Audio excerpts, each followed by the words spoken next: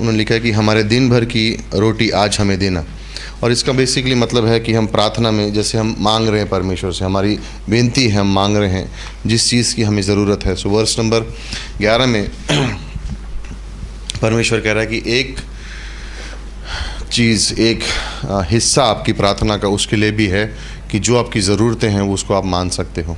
Okay, परमेश्वर ने मत्ती 6:25 से 34 में आप देखोगे वादा करता है कि जो हमारी ज़रूरतें हैं, जिस चीज़ की हमें ज़रूरत है उसे वो पूरा ज़रूर करेगा, वो हमें ज़रूर देगा हमारी ज़रूरतों के लिए, है ना। तो अगर डेली ब्रेड यानी हमारी रोज़ की रोटी हमें देना, इसका मतलब क्या है? इसका मतलब ये नहीं है सिर्फ रोज़ की रोटी के लिए। इसका कहने का मतलब है अगर मुझे नौकरी की ज़रूरत है तो मुझे मांगना चाहिए कि परमेश्वर मुझे नौकरी दे। अगर मेरी ज़रूरत कोई और चीज़ है तो मुझे वो चीज़ मांगनी चाहिए परमेश्वर से, जो जिस चीज़ की मुझे ज़रूरत है। मुझे घर चाहिए तो घर के लिए मांगो। ओके, मुझे घर में कुछ चीज़ की ज़रूरत है घर में तो उस चीज़ के लिए मांगो। तो मेरी रोज़ की रोटी मुझे देना, सिर्फ इसका मतलब नहीं सिर्फ रोटी तक सीमित नहीं है, लेकिन मेरी ज़रूरत, रोज़ की ज़रूरतें जो हैं वो उसकी बात हो रही है यहाँ पे। ओके, आप कहोगे कैसे हमें पता है? पवित्र आत्मा को बताएगा किस चीज़ की आपको ज़रूरत है। और जब आप मांगोगे तो आपको विश्वास से मांगना है, बिना शंका करे, विदाउट डाउट, है ना। और ये विश्वास करना कि किसी ना किसी तरीके से परमेश्वर मेरी ज़रूरत को पूरा करेगा। तो जब हम मांगते हैं तो विश्वास करना ज़रूरी है, निर्भर होना ज़रूरी है, पवित्र आत्मा से जानना ज़रूरी है और परमेश्वर पे भरोसा करना ज़रूरी है कि वो मेरी ज़रूरतों को पूरा करेगा, है ना। फिर नेक्स्ट उसने लिखा है, और जिस प्रकार हम अपने अपराधियों को क्षमा करते हैं वैसे तू भी हमारे अपराधों को क्षमा कर। इसका मतलब क्या? इसका मतलब है कन्फेशन। कहने का मकसद क्या है कि लोगों के संबंध में हम, परमेश्वर जिस तरह से हमें करुणा देता है उस तरह से हम लोगों को भी करुणा दें।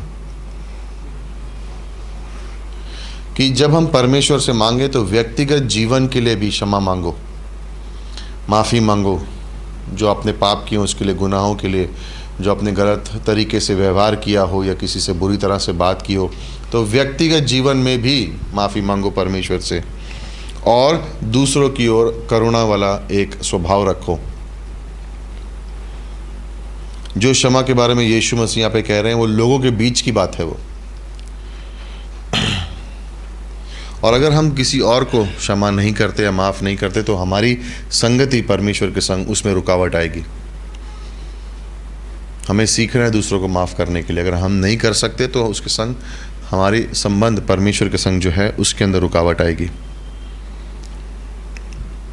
ये बात हमेशा याद रखना, अगर जानबूझ के आप किसी को माफ़ नहीं कर रहे हो, जानबूझ के आप किसी को करुणा नहीं दे रहे हो, जानबूझ के आपको मालूम है आपको देना चाहिए, करना चाहिए, और आप नहीं दे रहे हो, तो आपकी संगति जो परमेश्वर के संग होगी उसमें कहीं ना कहीं बाधा ज़रूर आएगी, बाधा ज़रूर आएगी।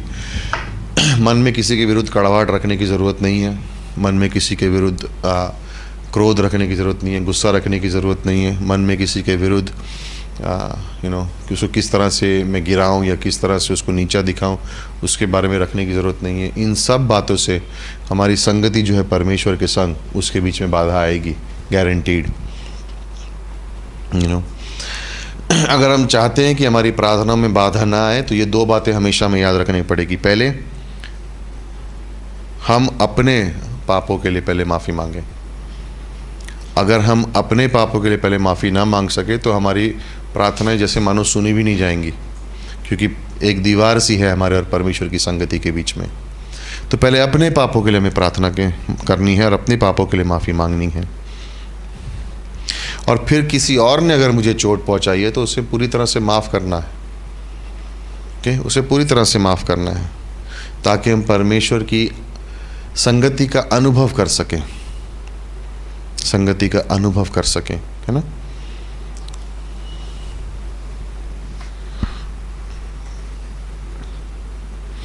और हमें परीक्षा में ना ला परंतु बुराई से बचा। उसका मतलब क्या है कि गाइडेंस, मार्गदर्शन, हमें रास्ता दिखा। ओके, ये एक रिक्वेस्ट है और ये हमारी प्रार्थना में होनी चाहिए कि एक अलग हिस्सा है हमारी प्रार्थना का, लेकिन एक ज़रूरी हिस्सा है हमारी प्रार्थना का कि बुराई से हमें बचाए रखे परमेश्वर। हर विश्वासी को पता है कि उसका एक विरोधी है, एक दुश्मन है, लेकिन हर विश्वासी उस विरोधी से रक्षा के लिए प्रार्थना बहुत कम करता है या नहीं के बराबर करता है। हमें एहसास होना चाहिए, हमें पता है कि हमारा एक विरोधी है, एक दुश्मन है जो कभी थकता नहीं है हमारे विरुद्ध कार्य करने के लिए। तो उसके विरुद्ध प्रार्थना करना, परमेश्वर से सुरक्षा मांगना अनिवार्य है, हमें मांगना ही है। क्योंकि उसका मकसद क्या है कि वो हमें धोखा देगा। उसका मकसद क्या है कि हमारे मनों को, हमारे भावनाओं को, हमारे शारीरिक रूप से हमें चोट पहुंचाने की कोशिश करेगा, परिस्थितियां लाने की कोशिश करेगा तो शैतान, जिससे हम बहक जाएं या भटक जाएं। और उसके विरुद्ध परमेश्वर से प्रार्थना करना, मांगना ज़रूरी है, ज़रूरी है। ये हमारे प्रार्थना का एक हिस्सा है कि जब हम प्रार्थना करें तो हम कहें परमेश्वर से कि इस शैतान को दूर रख, इसकी रणनीतियों से किसी को फ़र्क ना पड़े, कलीसिया में एकता बनाए रख ताकि लोग बहके नहीं, लोग भटके नहीं, मुझे भी भटकने से रोक, मुझे भी बहकने से रोक, है ना। याकूब 1:3 में लिखा कि परमेश्वर कभी किसी को लालसा नहीं देता है लेकिन परीक्षा लेता है। शैतान मनुष्य से लालसा लेता है ना। परमेश्वर कभी किसी को, जैसे लिखा है यहाँ पे, बुराई में नहीं लेके जाता है, परीक्षा लेता है लेकिन बुराई में नहीं लेके जाता है। शैतान बुराई में लेके जाता है। शैतान चाहता है, वो हमारे मन में लालसा डालता है ताकि आत्मिक मृत्यु हो हमारे जीवन में। परमेश्वर हमें भारी रूप से परीक्षा लेता है ताकि हम और परिपक्व हो, मैच्योर हो जाए। लेकिन शैतान हमारे जीवन में लालसाएं डालता है ताकि हम आत्मिक मृत्यु हो, यानी परमेश्वर के संग हमारी संगति ना हो। यानी हम यहाँ पे प्रार्थना में इस साफ रूप से यहाँ पे लिखा है 6:13 में कि जब हम प्रार्थना करें तो हम परमेश्वर से कह रहे हैं हमारी अगुवाई पवित्र आत्मा के द्वारा करना, ताकि हम लालसाओं में गिरे नहीं और जो विरोधी है उससे हम छुटकारा पाएं। दूसरा पत्रस 2:9 में ये वादा है। दूसरा पत्रस 2:9 में यही चीज़ का परमेश्वर वादा भी करता है कि वो जो धर्मी है उसे लालसाओं से बचाएगा। तो अगर हम प्रार्थना ना करें कि हम लालसा में ना गिरें, और अगर शैतान हमारे जीवन में लालसाएं फेंक रहा है और हम उसके विरुद्ध प्रार्थना नहीं कर रहे हैं, तो उन लालसाओं में हम गिरेंगे और अंत में हम पाप करेंगे और परमेश्वर के संग हमारी संगति टूट जाती है। तो एक प्रार्थना का एक हिस्सा ये भी है जहाँ पर हम, जैसे मानो, हमेशा याद रखना, प्रार्थना सिर्फ अपने बचाव के लिए नहीं है, प्रार्थना हमारे आक्रमण के लिए भी है। सिर्फ डिफेंस नहीं है, ऑफेंस भी है। सिर्फ अपने आप को बचाने के लिए नहीं है, लेकिन दूसरों को हराने के लिए भी है। कि शैतान को किस तरह से हराओगे? पहले व्यक्तिगत रूप से तो नहीं हरा सकते हो, लड़ तो नहीं सकते उससे। दो चीज़ें तुम्हारे पास है, एफिशिएंस 6 में लिखा है उन दोनों चीज़ों के बारे में। एक प्रार्थना है, दूसरा वचन है। उसी दो ही चीज़ों से आप उसे हरा सकते हो, क्योंकि दोनों चीज़ों में परमेश्वर कार्य करना शुरू करता है, परमेश्वर अपना कार्य करता है। इसीलिए इन दोनों बातों में हमें परमेश्वर पर निर्भर होना बहुत ज़रूरी है। इसलिए हमें परमेश्वर पर निर्भर होना बहुत ज़रूरी है, यू नो। और अंत में उसने लिखा है, इसलिए यदि और हाँ, क्योंकि राज्य और पराक्रम और महिमा सदा तेरी ही है, आमीन। कहने का मतलब यहाँ पे क्या है? यहाँ पे फिर से वो पहचान रहा है कि परमेश्वर सामर्थ्य है और सारी महिमा परमेश्वर को जाती है। तो शुरुआत परमेश्वर से, अंत परमेश्वर से। सही प्रार्थना शुरुआत परमेश्वर से होता है, अंत परमेश्वर से। अंत क्यों? क्योंकि हम ये विश्वास करते हैं कि इन सारी बातों को जिनको हमने मांगा है, सिर्फ परमेश्वर इसका जवाब दे सकता है और वो हमें ज़रूर देगा। क्यों? वो सामर्थ्य परमेश्वर है, वो मुझसे प्रेम करता है।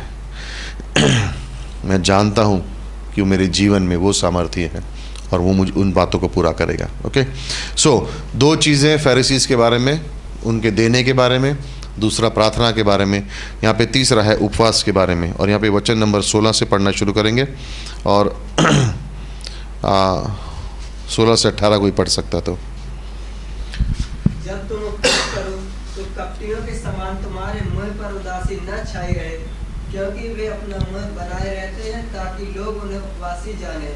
मैं तुमसे सच कहता हूँ कि वे अपना प्रतिफल पा चुके। परंतु जब तू उपवास करे तो अपने सिर पर तेल मल और मुंह धो, ताकि लोग नहीं परंतु तेरा पिता जो गुप्त में है तुझे उपवासी जाने। इस दशा में तेरा पिता जो गुप्त में देखता है तुझे प्रतिफल देगा।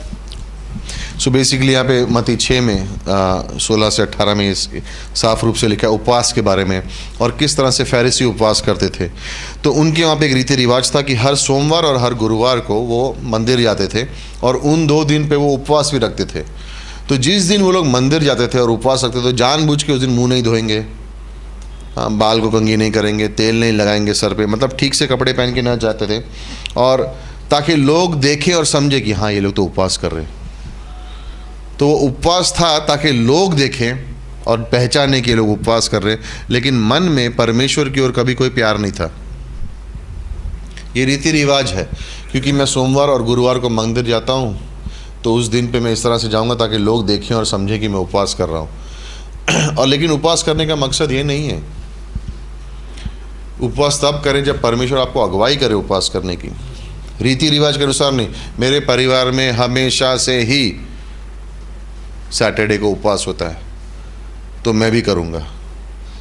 कहीं पे परमेश्वर ने लिखा नहीं है कि रीति रिवाज के अनुसार करना है, क्योंकि हम करते आए हैं इसलिए हमें करना चाहिए। उपवास जब भी करें तो परमेश्वर की अगुवाई होनी चाहिए, उसमें पवित्र आत्मा की अगुवाई होनी चाहिए।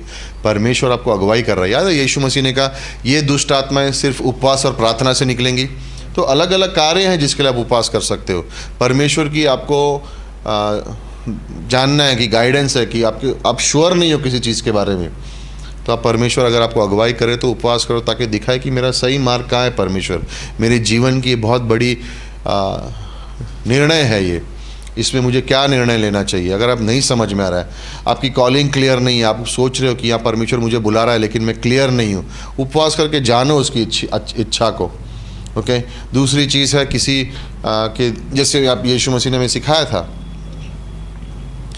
दुष्ट आत्मा किसी के जीवन से नहीं निकल रही है, उसको सताव है, उनकी ओर से, उनकी तरफ से आप प्रार्थना करके सामर्थ्य मांग सकते हो, है ना। किसी लालसा से दूर होना है, किसी चीज़ कोई चीज़ है, शैतान आपको परेशान कर रहा है कोई एरिया में, तो आप एक दिन का, आधे दिन का, जैसे परमेश्वर आपकी अगुवाई करे।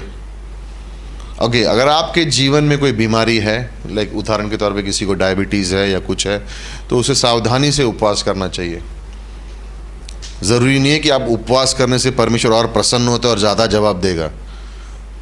ये रीति रिवाज नहीं है, ये दिल की बात है। अगर आप खा भी रहे हो और सच्चे दिल से प्रार्थना कर रहे हो तो परमेश्वर जवाब देगा। उपवास, परमेश्वर ने नहीं कहा कि उपवास करोगे तो तुम ज़्यादा धर्मी हो या ज़्यादा जल्दी मैं जवाब दूंगा, कहीं पे भी लिखा नहीं है। ये मन की बात है। अगर आपको अगुवाई हो रही है, परमेश्वर अगुवाई कर रहा है तो आप कीजिए। क्योंकि कोई और कर रहा है इसलिए मैं भी करूँगा, नहीं। या मैं बांध लूँगा कि मैं जब उपवास करूँगा तो परमेश्वर को जवाब देना ही पड़ेगा मेरा।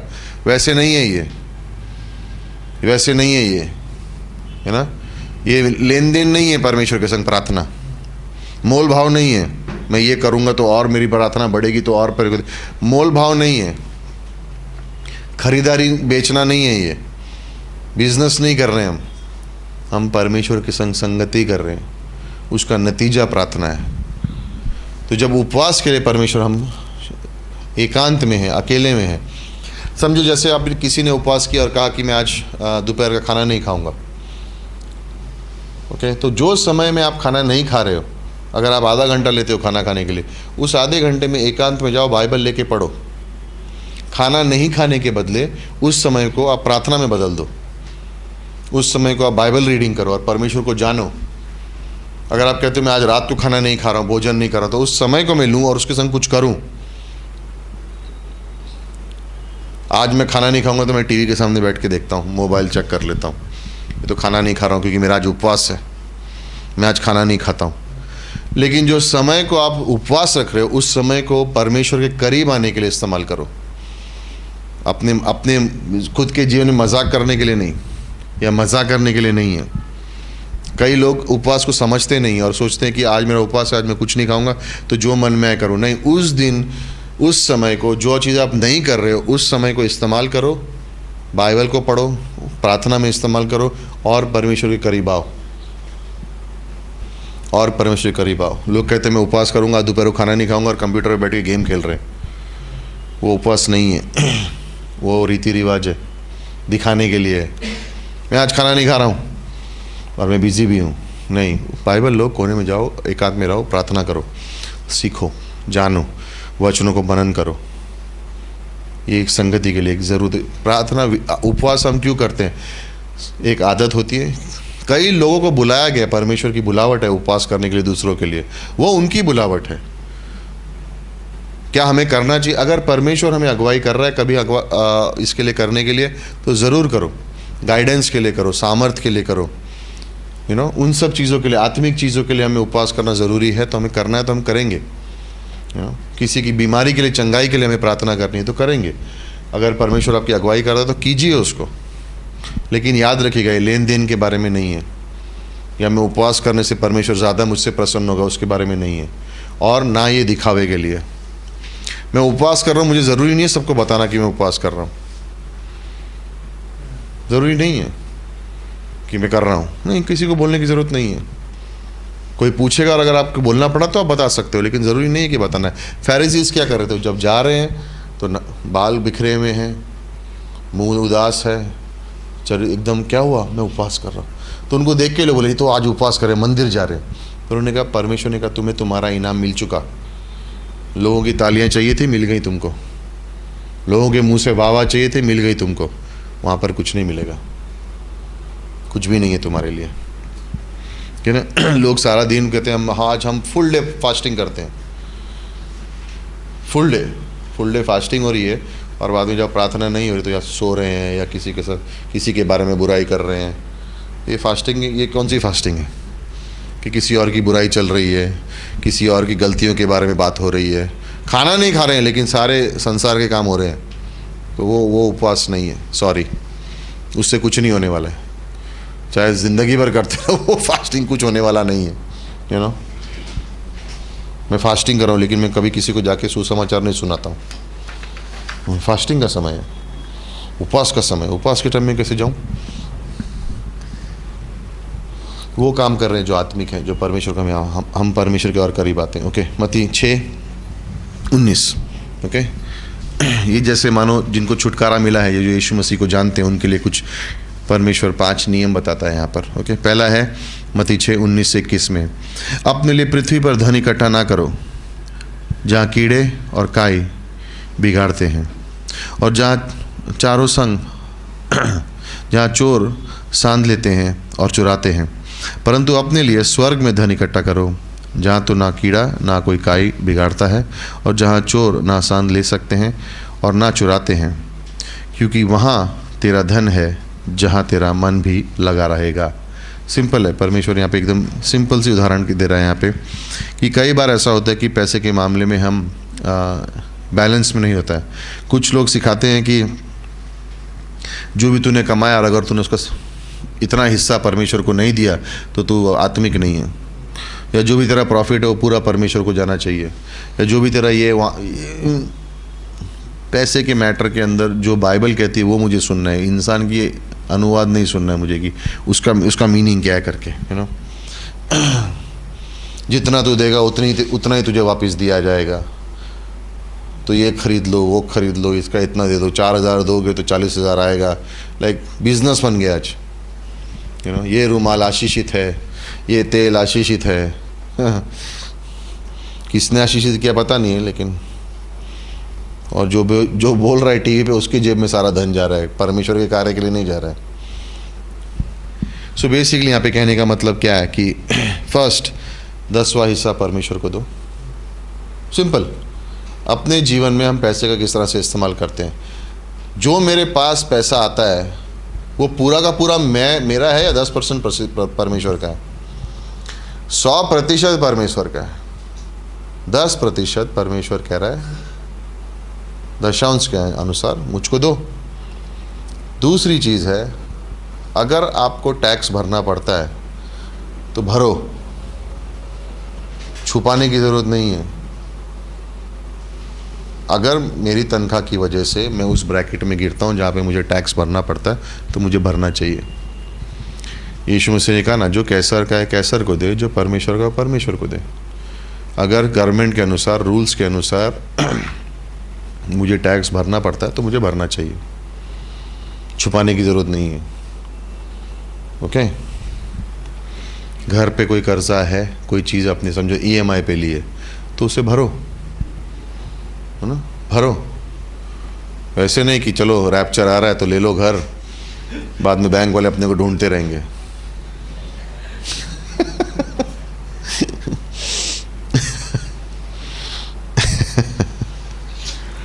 अपने घर के जीवन के लिए आपको कोई ज़रूरत है जो पैसों की, उसको उस तरह से इस्तेमाल करो।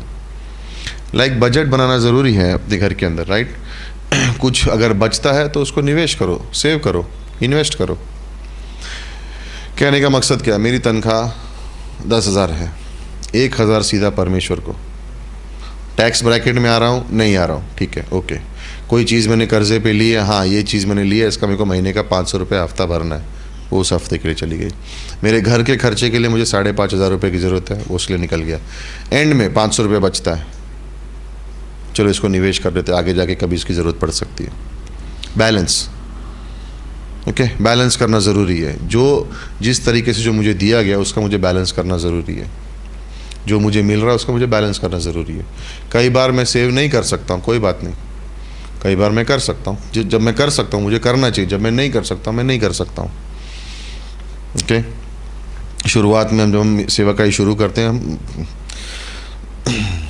बचने से बदला क्या 15 तारीख के पहले सब खत्म हो जाता है। कंटिन्यू कैसे करें, इसलिए प्रार्थना के बारे में उसने फर्स्ट कहा कि जब मांगना है अपनी रोज़ की ज़रूरत के लिए मांगो ना। हमें नहीं पता कि हमारी रोज़ की ज़रूरतें कहाँ से पूरी होंगी, लेकिन परमेश्वर को पता है। क्या उसको पता है कि मेरी ज़रूरत जो है, जरा मेरी तनख्वाह मेरे महीना ख़त्म होने से पहले ख़त्म हो जाती है उसको पता है, तो वो किस तरह से वो पूरा करेगा वो जानता है।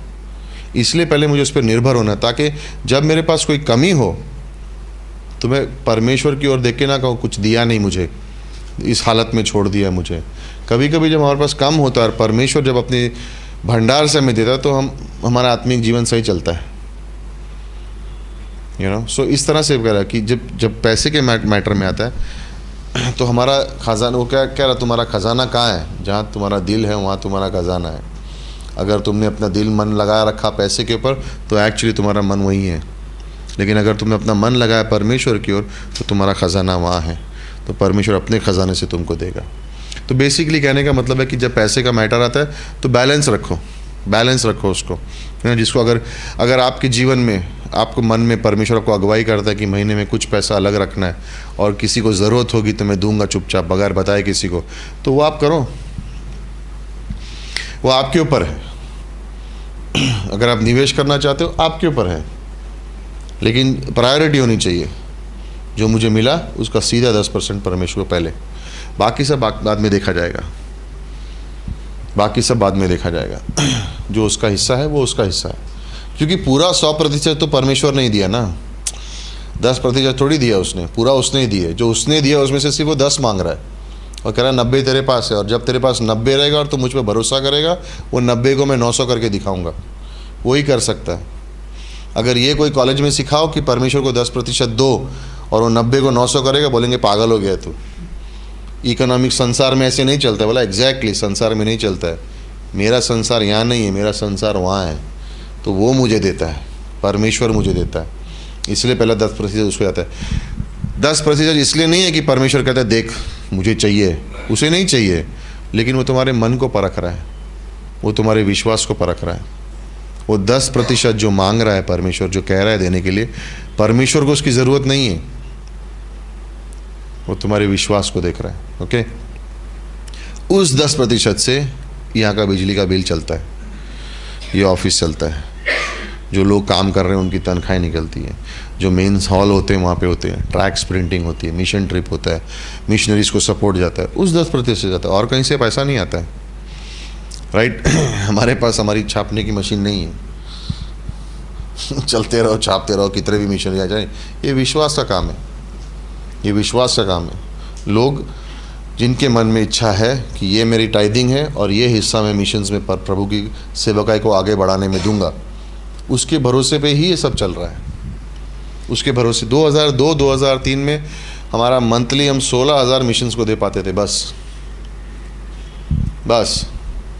उससे ज़्यादा दे ही नहीं पाते थे। आज हम कहीं आगे ही निकल गए, सोचा भी नहीं था कि इतनी दूर तक पहुंच पाएंगे, लेकिन ये प्रभु का कार्य है, तो प्रभु उनके मन में डालता है, जिनके मन में इच्छा है, जिनको मिशन से करना है आगे, प्रभु उनके मन में डालता है और उनको आगे लेके जाते हैं। किसी का मन है किसी पास्टर को हेल्प करना है क्योंकि उसके जीवन में कोई ज़रूरत है, परमेश्वर अगुवाई करता है, चुपचाप जाके करो, किसी को बताने की ज़रूरत नहीं है, राइट। किसी को मदद करने की इच्छा है, परमेश्वर ने आपको बताया कि इनको जाके मदद करना है, चुपचाप जाके कर दो, किसी को बोलने की ज़रूरत नहीं है। जिस तरह से अगुवाई हो उस तरह से, ओके। सो हमेशा याद रखिए, आप विश्वासी हो, ऑफ कोर्स हम मिशंस के लिए जीते हैं, लेकिन अगर आपका परिवार है, घर है और उसके लिए आपको प्लान करना है, उनके लिए कुछ देना, कोई बुराई नहीं है उसमें। अगर आप अपनी प्लानिंग करोगे मनी के हिसाब से घर के लिए, अपने लिए, उसमें कोई बुराई नहीं है, ओके, कोई बुराई नहीं है उसमें। याद है नीति वचन 30-25 में लिखा है चींटी के बारे में। वर्स टर्न करना, एक्चुअली मुझे वर्स याद नहीं आ रहा अभी। नीति वचन 30-25 में देखो क्या लिखा है।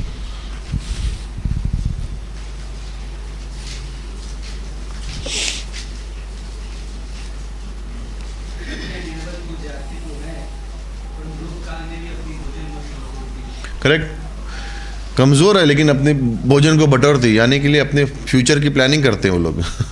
तो उसी तरह से बोला तुम भी उनकी तरह बनो, फ्यूचर की प्लानिंग करो, सोचो, क्योंकि कल को अगर तुम्हें कुछ ज़रूरत पड़े तो तुम्हारे पास प्लानिंग होनी चाहिए उसकी, यू नो।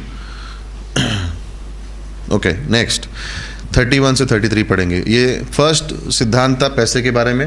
ये छुटकारा जो पाए, जो रिडीम्ड है, यानी विश्वासियों के लिए सिद्धांत है। 31 से 33 में बेसिकली उनकी चिंता के बारे में सिद्धांत है। चलो कोई पढ़ेगा वर्स 31 से 33। इसीलिए तुम चिंता करके यह न कहना कि हम क्या खाएंगे या क्या पिएंगे या क्या पहनेंगे, क्योंकि अन्य जाति इन सब वस्तुओं की खोज में रहते हैं, पर तुम्हारा स्वर्गीय पिता जानता है कि तुम्हें इन सब वस्तुओं की आवश्यकता है। इसीलिए पहले तुम परमेश्वर के राज और उसके धर्म की खोज करो, तो ये सब वस्तुएं भी तुम्हें मिल जाएंगी। अतः कल की चिंता ना करो, क्योंकि कल का दिन अपनी चिंता आप कर लेगा। आज के लिए आज ही का दुख बहुत है। ओके, यहाँ पे यीशु मसीह क्या कह रहे हैं कि अगर परमेश्वर चिड़ियों को देख सकता है तो क्या तुम्हें ध्यान नहीं देगा? क्या यीशु मसीह ने अपनी जब क्रूस पर जान दी और लहू बहा उनका, तो चिड़ियों के लिए बहा कि हमारे लिए बहा? तो कहते जिनके लिए बहा नहीं, उनको मैं संभाल सकता हूँ, तो क्या तुम्हें नहीं संभालूं? बचपन में हम लोग कैटी लेके मारते थे पंछियों को, कई बार एम लगता नहीं था, तुम लोग बोलते थे हमारा एम खराब है। बट जब बाइबल खोल के देखना तो परमेश्वर को पंछियों की, चिड़ियों की भी चिंता है, उनको भी वो संभालता है। तो मेरा एम खराब नहीं था, परमेश्वर उनको बचा रहा था, राइट। हम लोग तो पत्थर मार दिया, इसको उसको मारा, अरे लगा नहीं, अरे मेरा एम खराब है, तेरा एम खराब है। एक्चुअली एम खराब नहीं है लेकिन शायद परमेश्वर उनको बचा रहा है। तो इस संसार में कितनी चिड़िया है मुझे नहीं मालूम, लेकिन किसी ने एक बार अंदाज़ा लगाया कि अगर 7 अरब लोग इस धरती पे हैं तो 3,000 के आसपास चिड़ियाँ होंगी, इतने तो हैं ही। और उससे सिंपल, उसका कहने का मकसद सिंपल था कि अगर 3 अरब 3 बिलियन चिड़िया है संसार में और उनका खाना, वो कभी भूखे नहीं जाएंगे क्योंकि परमेश्वर उनको खाना देगा, तो क्या तुमको क्या करेगा वो? तो उदाहरण दे रहा था वो कि किस तरह से परमेश्वर हमारे बारे में सोचता है और किस तरह से एक विश्वासी को आगे के बारे में चिंता नहीं करनी चाहिए, क्योंकि कल क्या होगा उसकी चिंता सबसे बड़ी चिंता होती है हमारे लिए। कल क्या होगा, अगर नहीं हुआ तो, अगर हो गया तो, कहाँ से आएगा। और यहाँ पे कह रहा है अगर उस चिड़िया के लिए सारे संसार में यीशु मसीह उनकी चिंता नहीं, चिंता के बदले इस शब्द इस्तेमाल करूंगा कि उनको भोजन कहाँ से मिलेगा, अगर उसका बंदोबस्त परमेश्वर कर सकता है तो तुम उनसे ज़्यादा मूल्यवान हो। हाँ, तो तुम्हारे लिए कितना करेगा? इसीलिए आगे के बारे में चिंता नहीं करना, क्योंकि तुम परमेश्वर की संतान हो, तुम उसके बच्चे हो। ओके, तो चिंता के बारे में यहाँ पे लिखा है कि डरने की ज़रूरत नहीं है, आगे कल क्या होगा। पिछली बातों के बारे में हम चिंता करते हैं कि क्या हुआ, आगे की बातों के बारे में हम डरते हैं कि क्या होगा, और आज के दिन में परमेश्वर क्या कर रहा है उसे हम भूल जाते हैं, क्योंकि मेरा ध्यान कल पे लगा हुआ है, कल क्या हुआ था, और फिर बाकी का ध्यान लगा कल क्या होगा। लेकिन आज में जीना है, आज में जीना है। आज हमें पर कैसे जीना है? इब्रानियों 11:1 विश्वास से, क्योंकि विश्वास ही परमेश्वर को प्रसन्न करता है। मेरे पास्ट में, मेरे बीते हुए दिनों में मैं विश्वास से नहीं जी सकता हूँ, क्योंकि वो दिन चले गए हैं। आगे वाले दिनों के लिए मेरे पास आशा है, लेकिन विश्वास मैं आज जीऊँगा। और अगर आज मैं विश्वास से ना जिया तो फिर मैं परमेश्वर को प्रसन्न नहीं कर सकता हूँ, क्योंकि सिर्फ विश्वास ही परमेश्वर को प्रसन्न करता है। इसलिए भूतकाल में गई हुई बातों के बारे में ज़्यादा मत सोचो, उसको बदल नहीं सकते हो। आने वाले कल के बारे में क्या होगा तुम्हें पता नहीं, उसके बारे में ज़्यादा मत सोचो। हाँ, प्लानिंग हम अपने परिवार के लिए करते हैं, लेकिन आज के दिन जो परमेश्वर कह रहा है और जो उसको बताना है उसके बारे में सोचो, तो वो क्या कहना चाह रहा है। ओके, सो नेक्स्ट, मत्ती का 7, 1 और 2, ये तीसरा सिद्धांत है। तो पहला था पैसे का, दूसरा था चिंता का, ये है न्याय का। 1 और 2 वर्ष पढ़ेंगे प्लीज जल्दी। दोष मत लगाओ कि तुम पर भी दोष न लगाया, क्योंकि जिस प्रकार तुम दोष लगाते हो उसी प्रकार तुम पर भी दोष लगाया जाएगा, और जिस नाप से तुम नापते हो उसी नाप से तुम्हारे लिए भी नापा जाएगा। ओके, दोष मत लगाओ, किसी और के जीवन को देखकर उस पर दोष मत लगाओ। जिस नज़र से तुम दोष लोगे उसी नज़र से तुम्हारा भी मापदंड होगा। सिंपल परमेश्वर यहाँ पे कह रहा है।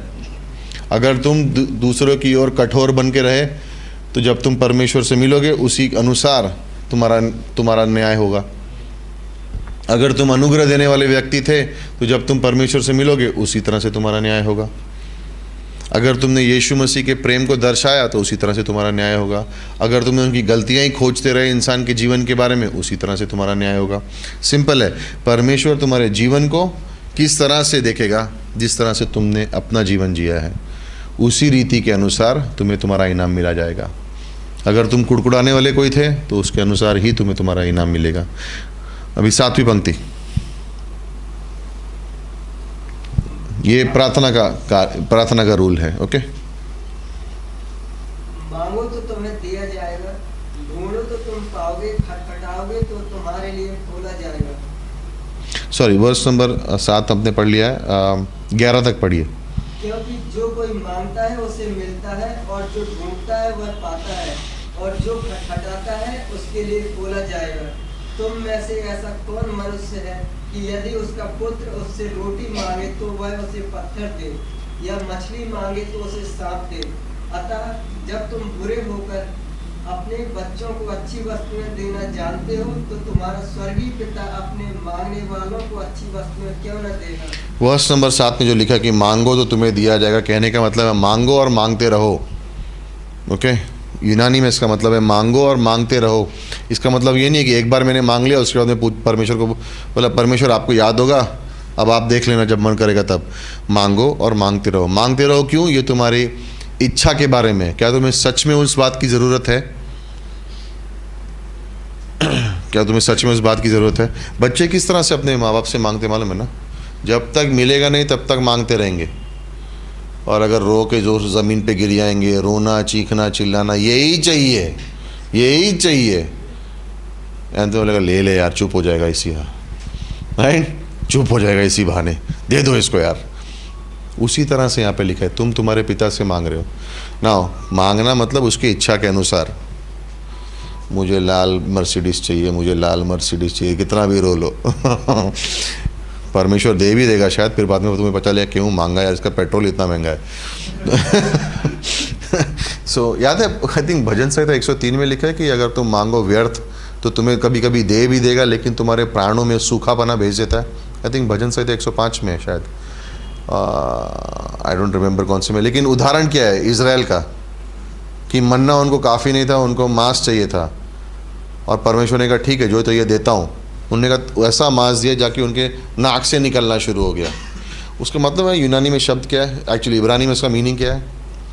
ज़ोर ज़ोर से उल्टियाँ कर रहे थे वो लोग, मतलब खाए और सोचे अब हमें संतुष्टि होगी, कहते बाहर है कि उनको ज़ोर से उल्टियाँ करने लगते थे वो लोग। तो मन्ना नहीं चाहिए था, मांस चाहिए था, परमेश्वर ने दिया, लो। तो खा के उनको अच्छा लगा, लेकिन सोचो 20 लाख लोग एक साथ उल्टी कर रहे थे तो कितनी बदबू होगी वहाँ पे खाया हवा सब बाहर निकल रहा है। और जो शब्द वहाँ पे इस्तेमाल किया गया है उल्टी के लिए, उसका मतलब है, मतलब जैसे छाती दर्द हो रही है, इतनी ज़ोर ज़ोर से हो रहा था। तो जो मांगा मिल गया, लेकिन साथ में सूखापना भी आ गया प्राणों में। यानी क्यों मांगा है, ये व्यर्थ में मांग लिया इसका। तो मांगो और मांगते रहो, यानी परमेश्वर की इच्छा के अनुसार। ओके, मैं अविश्वासी से शादी करूँगा और कुछ नहीं होने वाला है, मिल जाएगा लेकिन प्राण भी सूख जाएंगे बाद में। ओके, वर्ष नंबर 12। ज़्यादा मत सोचो, मैं किसी के बारे में नहीं बोल रहा हूँ, मैं ऐसे उदाहरण दे रहा हूँ, सब लोग एक दूसरे को देख रहे हैं। ओके, वर्ष नंबर 12। नाउ 4 रूल्स हो गए। फर्स्ट पैसे के बारे में था, सेकंड किसके बारे में था, चिंता के बारे में, तीसरा न्याय के बारे में, चौथा प्रार्थना के बारे में, पांचवा वर्ष नंबर 12 में। इसको गोल्डन रूल बोलते हैं। चलो पढ़ो। इस कारण जो कुछ तुम चाहते हो कि मनुष्य तुम्हारे साथ करे, तुम भी उनके साथ वैसा ही करो, क्योंकि व्यवस्था और भविष्यवक्ताओं की शिक्षा यही है। ये इसको बोलते हैं गोल्डन रूल। कहने का मतलब सुनहरा रूल। कहने का मतलब क्या है, जिस तरह से तुम चाहो लोग तुम्हें ट्रीट करें, राइट, कि जो तुम्हारे साथ लोग किस तरह से रहें, तुम्हारे साथ क्या करें, उसी तरह से तुम भी रहो। कहने का मकसद यह है कि मैं चाहता हूं कि लोग जब मैं गलती करूं तो मुझे अनुग्रह दे और करुणा दे, लेकिन अगर और कोई करेगा तो मैं छोड़ूंगा नहीं उसको। तो बोलते हैं वो कुछ होने वाला नहीं है कुछ भी उसमें। जिस तरह से तुम चाहते हो कि लोग तुम्हारे संग व्यवहार करें, उसी तरह से तुम भी करो। आदर दोगे तो आदर मिलेगा, नहीं भी मिला तो कोई प्रॉब्लम नहीं है। प्रेम करोगे तो लोग तुमसे प्रेम करेंगे। तुम किसी के मित्र बनोगे तो वो तुम्हारा मित्र बनेगा। कोने में बैठे रहो और बोलो कि मुझसे कोई बात नहीं करता, तो कुछ होने वाला नहीं है। कोई आएगा भी कोशिश करेगा, तुम बोलोगे नहीं मैं अकेला ठीक हूँ। ठीक है, तो अकेले ही रहो। फिर किसी का दोस्त बनना है तो तुमको खुद दोस्त को दिखाना पड़ेगा। तुम चाहते हो कि लोग आपसे प्रेम करें तो तुम पहले प्रेम करना पड़ेगा। सिंपल है। जिस तरह से तुम दूसरों के संग व्यवहार करोगे, उसी तरह से लोग तुम्हारे संग व्यवहार करेंगे। ओके, विश्वासी होने के नाते मैं अकेला नहीं घूमना चाहिए हमेशा। मैं अकेला हूँ, मैं खुद अपने आप को संभालता हूँ, मैं हमेशा ठीक हूँ, मैं अपने आप को संभाल सकता हूँ, मैं अकेला ही ठीक हूँ, मैं ज़्यादा किसी से बातचीत नहीं करता हूँ, मैं अपने में सीमित हूँ, मैं अपने में ठीक हूँ, सॉरी। यहाँ पे आदत नहीं डालोगे तो वहाँ पे क्या करोगे? वहाँ पे तो सबको एक साथ ही रहना है, राइट? तो यहाँ पे आदत नहीं होगी तो वहाँ कैसे चलेगा? कहने का मकसद ये है कि अगर इस जीवन में आप सोचते हो कि मैं अपने नियमों पे चलूँगा और उसके आधार पे कोई आए नहीं आए मुझे कोई फ़र्क नहीं पड़ता है, उसमें कहने का मतलब है कुछ फ़ायदा क्या है? परमेश्वर की देह में हो, लेकिन मैं अकेला हूँ, मैं खुद अपने आप को संभालूंगा, मुझे किसी की ज़रूरत नहीं है। तो फर्स्ट कोरिन्थियंस 1 कोरिन्थियंस 12 में पौलुस लिखता है ना, क्या हाथ पैर को कह सकता है मुझे तेरी ज़रूरत नहीं है? क्या नाक मुंह को कह सकती मुझे तेरी ज़रूरत नहीं है? क्या कान आँखों को कह सकता मुझे तेरी ज़रूरत नहीं है? इस शरीर में कोई भी एक हिस्से को निकाल दो तो सारे शरीर को तकलीफ़ होगी। जब एक जगह पे चोट लगती है, हाथ पैर में कहीं पे भी, तो पूरे शरीर को तकलीफ़ होती है। उसी तरह से हर अंग, यानी कहने का मतलब है इम्पॉर्टेंट है। उसी तरह से हर एक व्यक्ति परमेश्वर के कलीसिया में इम्पॉर्टेंट है। जब घर में कोई बच्चा होता है जो बार बार बीमार पड़ता है, तो सबसे ज़्यादा ध्यान किस पे दिया जाता है? जो सेहतमंद है उस पर नहीं, जो बीमार है उस पर। कलीसिया में भी वैसे ही होता है, जो सबसे कमज़ोर होता है उस पर ज़्यादा ध्यान दिया जाता है, जो सबसे मजबूत है उस पर नहीं। उनको प्रोत्साहन किया जाता है लेकिन ध्यान दिया जाता है कमज़ोर का।